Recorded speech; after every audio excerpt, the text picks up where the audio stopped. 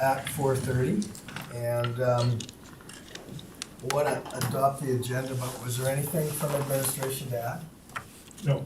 No, did anybody else have anything they wanted to add? If I could ask for a motion to adopt the agenda, please. Thanks, Tara. Motion on the floor. Anybody wishing to speak? Call the question, all in favor? And that's carried, thanks. And minutes. Anybody see anything in the minutes that needs to be corrected? If not, can I ask for a motion to accept? Bruce, thanks. All in favor? And that's carried. Thanks. Okay, so we're on to 4.1, airport lease rates. I'm sure everybody had a chance to read through, but I'll turn it over to Andre just for any clarification. So, Mr. Chairman, and board members, at the October Airport Advisory Committee meeting, there was a request to have administration review what the impact of reduced lease rates would be on the airport operation. And the impact on that would be that that would reduce the revenue of the airport.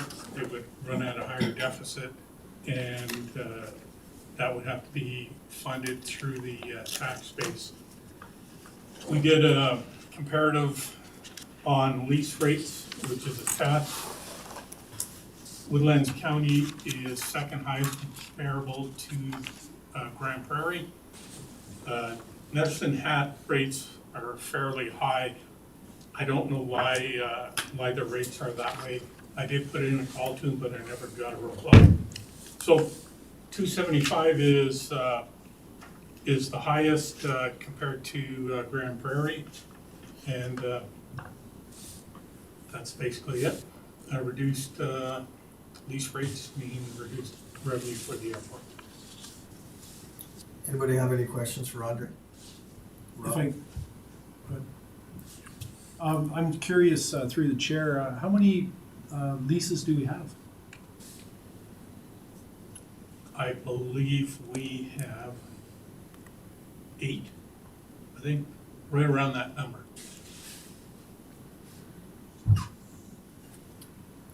Right.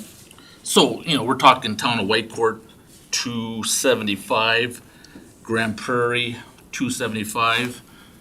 I've been to quite a few airports. I can compare this to Rocky Mountain House at Buck 11, it looks like, right? So, I know the county did put a lot of work into developing some land there that are potential lease. So, do we know how many potential companies or other personnel that would be interested in these lots but are being scared away with potential lease rates? We see other government jurisdictions reducing rates to attract investment, right? So I think it's something, that should be considered. I know when we did our negotiations for our tanker base lease there, rate was an active discussion, right? So, because it is concerning with the numbers. So I'll leave it at that.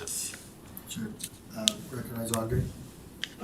Just for the committee's information, essentially our direct competition is Edson and Slave Lake. So Slave Lake rates are, I think, $1.40 for private, $2.25 for commercial. Town of Edson, we did not get their lease rates, so I don't know what those are. Okay.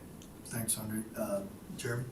Through the chair to Andre, how many available lots do we have for lease out at the airport? I believe we have 4 lots with of a definitive size, and we have another potential 7 that, depending on anybody wishing to lease, we can reduce that to 2 or 1 or 3. So it can be 7, but we can make that down to whatever anybody wants. But the other 4 are a set size. Fixed size. Okay. And just before we go any further, who do we have online here? We have Curtis and and Braden. And sorry, guys, I didn't notice, but did either of you have any questions on this? Seance is over. Jeremy got mine, thanks. Okay, thanks, Braden. Rob, you had another question? I did some research myself, and Edson is $1.60. So there's quite a difference. And to be quite honest with you, I looked at creating a hangar here in one of the lots, lot number 3. And if I'm not mistaken, it was $9,900 a year for lease. And I'm not sure how much the taxes would be, because we're going to estimate a $500,000 hangar for a commercial entity. It gets fairly restrictive. Edson was a very, very nice opportunity that because of COVID we stopped, but it's very enticing at that much of a difference. So I think we need to contemplate what we're charging and what we're not getting Sure. as an airport. Just before Jeremy, it kind of helps me understand. A question I was going to have is what would the annual cost be, lease cost to parcel? Obviously, that's going to vary by size. So what size of lot was that? Well, I'm trying to read my photocopy here, but I'm looking at maybe the chair, or through the chair, to Andre and Steve. Lot number 3, it looks like 3,600 square meters. Does that make sense? I'm not sure which lot is lot 3. Okay, yeah. So that would have been the opportune lot for our operation, size-wise. But I was told, Andre, to confirm that the lot sizes could change if required. Sure. Jeremy, you had a question? Yeah, this is probably just, it might not even be able to be answered, but through the chair to Andre, when you guys were doing your surveys of the other airports, like especially, I know you couldn't get much from Edson, but Slave Lake, do you know how full their airports are? Like, do they have a lot of open lots available, or are they full up? Like, are we in a position where we're overpricing ourselves and pushing competition to those airports? Are they full up now? Is there opportunity to pull more business into our airport because they're full, or are we going to keep pricing ourselves out of competition if they've got space left at those lower rates? Do you have any, Through the you know? chair, I believe Slave Lake has some lots available. Edson, I'm not sure. Tara?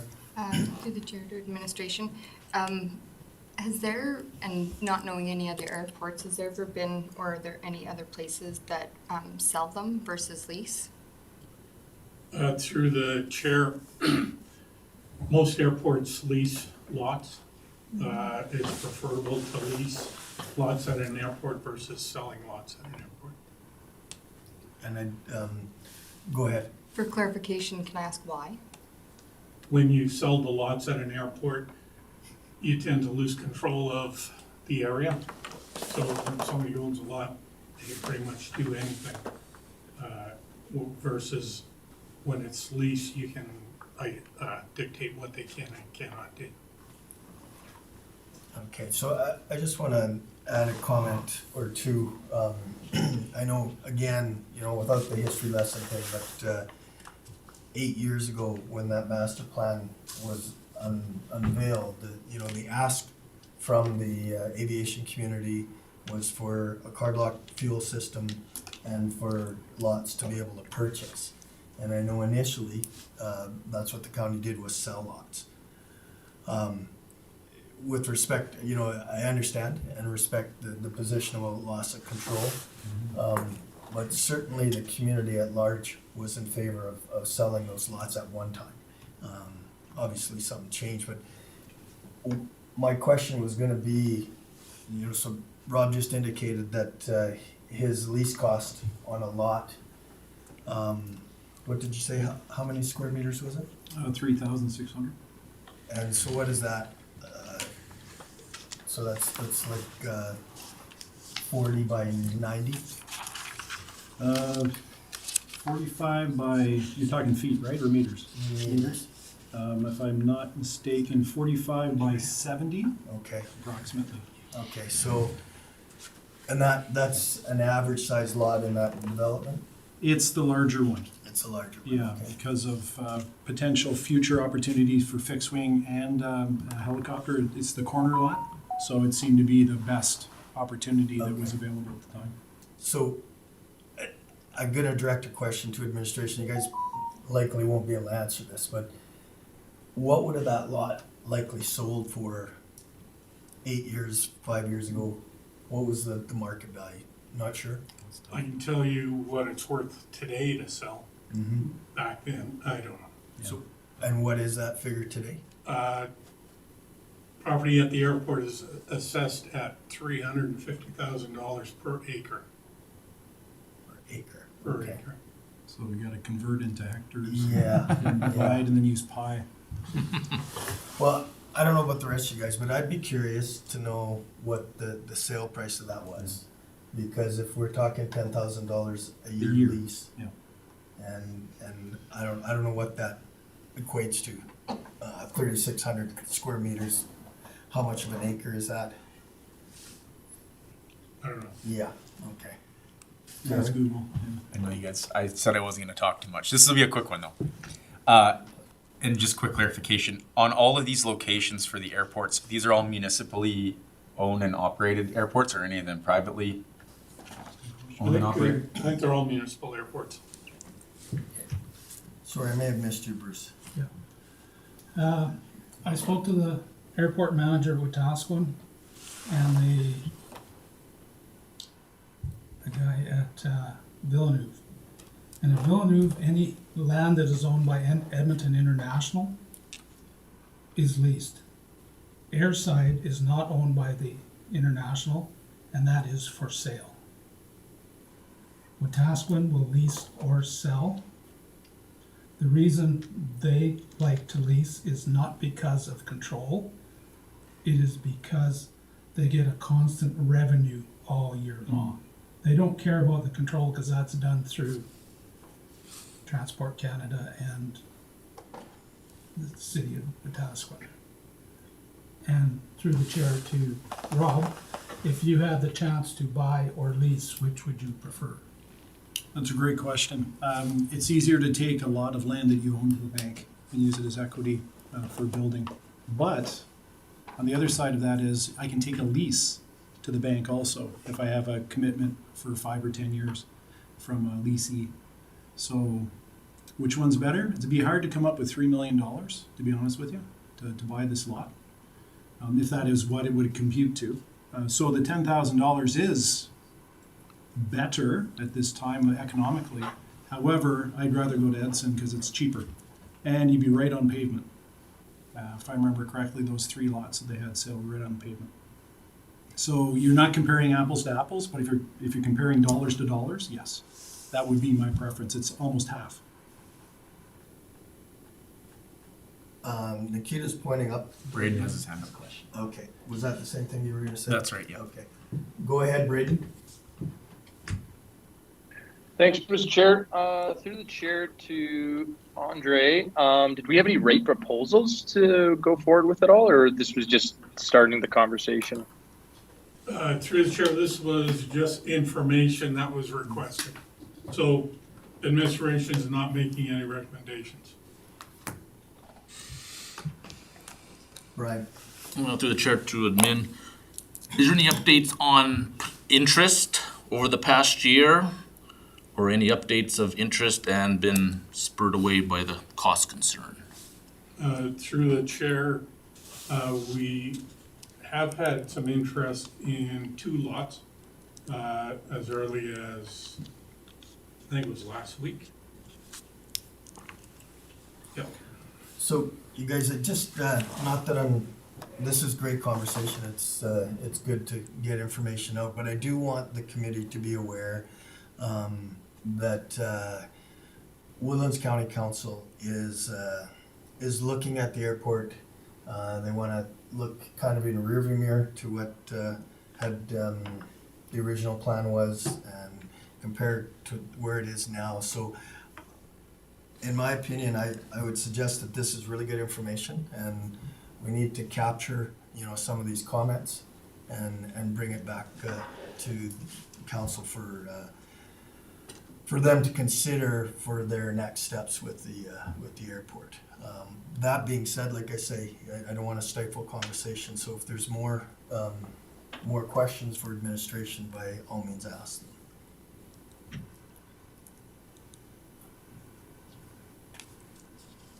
Jeremy? I'm just gonna make a motion. I motion that AAC accepts the RFD as information. Okay, motion's on the table. Anybody wishing to speak to it?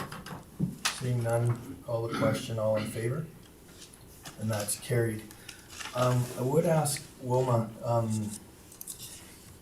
can you kind of detail some of the comments that came out of here, specifically, Rob's information about what his lease cost is? I'd really like to forward that to council. In our reports and the information section of council, I'd like to bring this forward so that council's aware of it. Okay, thank you. Move on then to item 4.2, the 2023 Copa National Fly-In, and once again, I'll turn it over to Andre. So administration has had 3 meetings regarding putting a request for proposals together for COPA. They released it February 14th. Our meetings included administration from Woodlands County, Town of Whitecourt, Chamber of Commerce, and Curtis from Flying Club. We have been gathering information that we're going to put in the proposal. We have a meeting, I believe it's next week, to wrap up our information gathering, and then we will be putting our first draft of the proposal together. It'll be sent out to all the individuals that are meeting to put the plan together.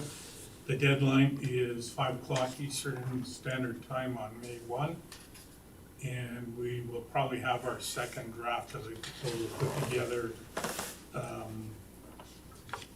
a week before the May deadline.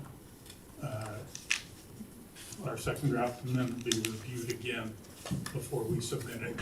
So we have had discussions with the Innisfail group that hosted the 2019 Copa National. We've had discussions with Copa National also.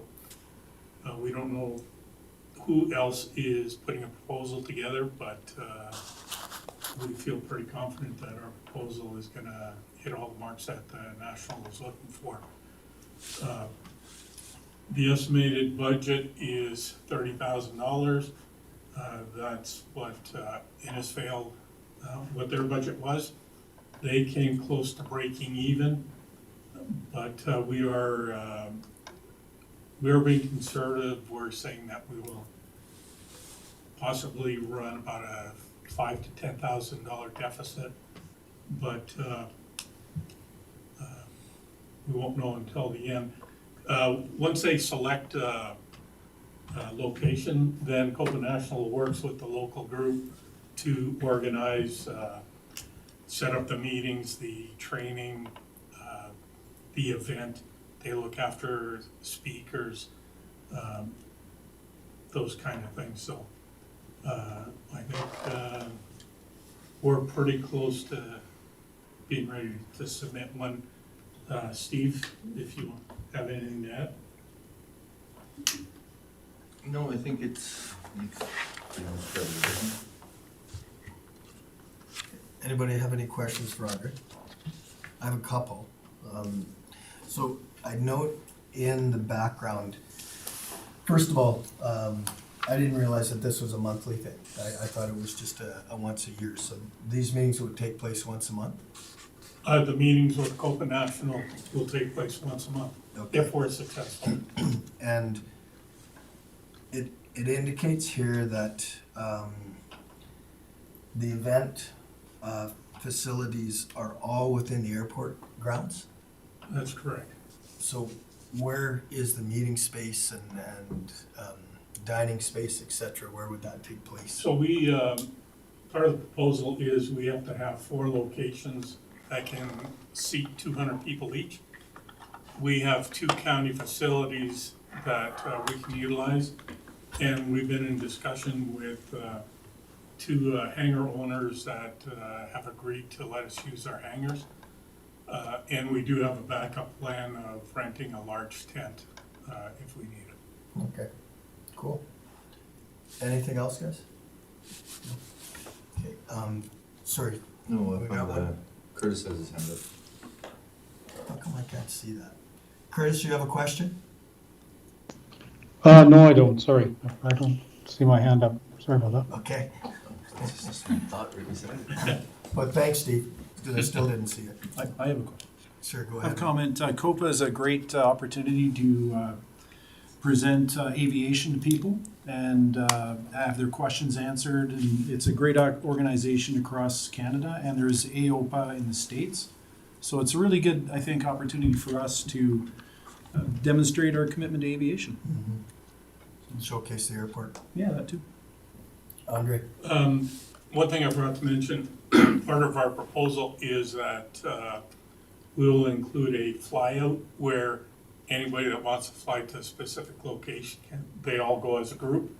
And we're working with Jasper on securing their airport for the flyout. A lot of these pilots, some of them come from out east. Jasper is not a place they would ever go to, but if they're coming here, Jasper's like, I don't know, 45-minute flight or something like that, so it's a good draw. Through the chair to Andre, do you mean Jasper Hinton or Jasper Park? Jasper Park. Nice. That would be excellent. What kind of a strip is that? Grass. I thought- It's got elk on it. Well, they're doing racing, so maybe they can do slalom too, you never know. Okay, well, thanks very much, Andre, for that report. If there's no other questions, I'd entertain a motion. I'll make a motion that the AAC accept the RFD as information. So more motion on the table. All the question, all in favor? And that's carried. Thank you. All right, 4.3 airport tax rate adjustment. Once again, you got the floor on here. To the committee, similar to the lease rates, at the October meeting, we were requested to gather information about reducing the tax rates at the airport. Our finance department did some investigation. Council can set up a subclass that can reduce the taxes. However, it cannot be just for the airport. It would be countywide, so it would have bigger implications than just the airport. And I should say, that's the information we had when I wrote the RFD. However, we did come across a couple airports that came up with a specific zone to reduce taxes under another classification. But our finance department is still looking into that and to see how they do it and if it's, I don't want to say above board, but it's skirting the edge. Bruce? Through the chair to Andre, you might want to check with Wetaskiwin. They have some system for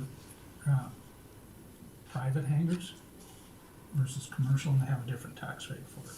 I don't know how they did it, but And I believe that's one of the airports that our finance people are looking at. I think the other one is Opportunity, MD of Opportunity, and there's one more. I can't recall who they are. They're doing something that we're looking into. I had a question. I can only assume that the reason council or the committee had asked administration to come back with the ramifications to lowering tax was to encourage investment? Was that the rationale? Encourage investment, and private hangars are paying the same tax rate as commercial. Okay. So following along with what's going on in Wetaskiwin. Yes. Okay, so it sounds like perhaps this is gonna come back to another meeting? It will, yes. Okay, so if we accept this as information, should we make a second motion to have administration bring back more findings with respect? Yes. Okay. Anybody want to go ahead with that? Anybody have any other questions? I just have a point here, even on our comparison, it says Slave Lake has $1.40 for lease rates for private, Right. so it's there. And Brooks has 47 cents. Yeah, that's lease, right? This is tax. Oh, I'm sorry. Yeah, but certainly, I'm sure if they have a different lease rate, they probably have a different tax rate too. Okay, if there's no other questions, could we entertain a motion to accept this, and then we'll go ahead, Jeremy? Motion that the AAC accepts the RFD as information. Motion on the table. All those in favor? And that's carried. So I'd like a second motion to direct administration to come back with more information. Your point? He had his hand up. Well, he must have been just voting. Okay. Go ahead, Jeremy. I'll motion that administration brings back additional information on this topic for the next meeting. Thank you. Motion on the table. Anyone wishing to speak to that motion? Seeing none, all in favor? And that's carried. Thanks, you guys. Okay, new business, item 5.1 is the Formula One air races. And Andre, we'll turn it to you again. Administration was approached, I think, the end of 2021, with the possibility of hosting the Formula One air races at CYZU. There was some discussion over the end of 2021, however. They did send us a letter identifying that they would not be moving forward for 2022, and they would be deferring air races until 2023. And we've attached their letter to the RFD. Any questions for Andre? So, when they're saying they would like to get this event rolling for 23 then? And they're confident that it'll happen in 23? Yes. Whether it's still at CYZU or not, they're not identifying that, they're just identifying that they'll move the air races to 2023. Sure. Okay. All right. Any questions for Andre? Ask for a motion to accept this RFD as information. Chair, thank you. I can make the motion that AAC accepts the RFD as information. Motion on the table. Anybody wishing to speak to the motion? Seeing none, I'll call the question. All in favor? And that's carried. Thank you. And update on happenings at CYZU Airport, 5.2. Just to give you guys just a quick update on some of the bigger stuff that we've got completed. The burning has all been, of all the piles that were out there were completed. I don't think I heard one complaint whatsoever. I hear from people that they are actually surprised that they were burnt. They had no idea we had it done. Yeah. The contractor had the area flown looking for hotspots. The 2 hotspots that were located at the front have since been put out or cooled off, or however you want to phrase it. So they're completely done, and we met the deadline to have it before fire season started. So that part's been done. The logging on the outside has pretty much been completed. Unfortunately, spring breakup came in, so the logs won't be getting hauled to the mill for a couple months. When things dry up a little bit, get them out. Then they're also gonna look at coming back and below the airport land goes out and it drops off pretty good on a steep bank. And then there's quite a bit of wood at the bottom. So they're gonna come back in the summertime to pick up some of that stuff too. So that's what's there. And then I'm gonna be working on an RFP to get the ground broke for the logging that we did back in 2019, I believe it was. So then I'm also gonna, last year we met with a company that specializes in wildlife management at airports. And they made some suggestions and some seed that we could use that helps deter both ungulates and birds and stuff from coming back into the area, which just leads to overall safety for everybody. So can I ask you, Steve, what type of grass does an ungulate not want to eat? Surprisingly, there are quite a few that they don't seem to like. I think they show a couple fescules that some of the bigger ones don't like to get into. So kind of, and especially with the openness out there too, so it makes it much easier for them to not want to come in this area anymore. It's too bad cattle didn't like that type of feed, and then the farmers wouldn't be worried about the elk in their field. Anything else then, Steve? No, I think. Yeah, I did a fence check this morning, and other than 2 sets of coyote tracks, I did not come across any ungulate tracks whatsoever inside the airport. So, and I think the last last deer that we seen in there was probably 2.5 to 3 months ago. And I know when the contractor was working burning, he did come across at least one carcass that the coyotes helped themselves to.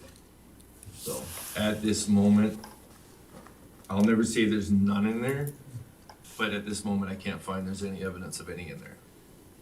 And when did you do that fence check? This morning. This morning? Yeah. Okay. Bruce, you had a question? Yeah, through the chair too, Steve. This grass that you're gonna plant, is it gonna be hay or are you just gonna cut it? That's a decision that we need to figure out. Because it's, the area, I believe it's 160 acres. So that's a lot of potential income. So some of the areas, we may not, because it will be more aesthetically pleasing to have it sitting in the grass and a maintained, well-grassed area. But I think some of the areas to the back would be looking at switching it to a marketable area. Good. Brian? Through the chair to admit, so the breaking of the ground and seeding summer of 22 here, is that correct? Okay.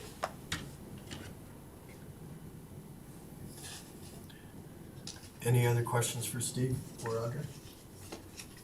Well, I want to reiterate what you said about the burning.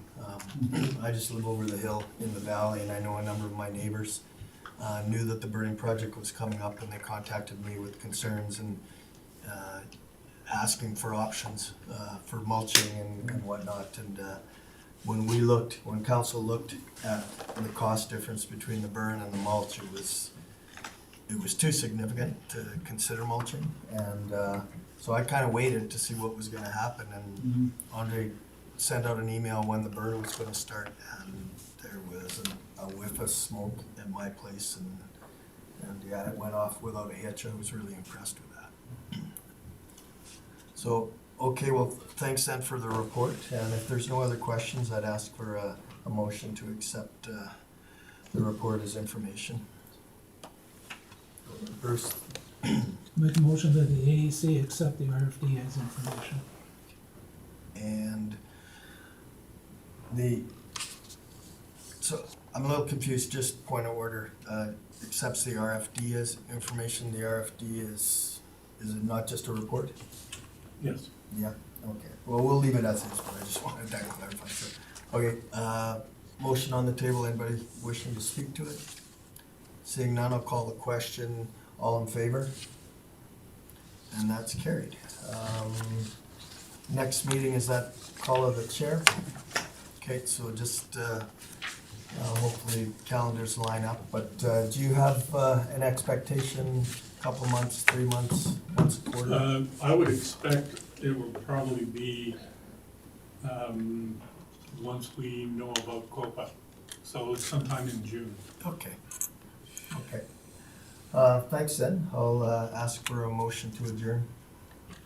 Jeremy? Motion to adjourn. Okay, all in favor? And that's carried.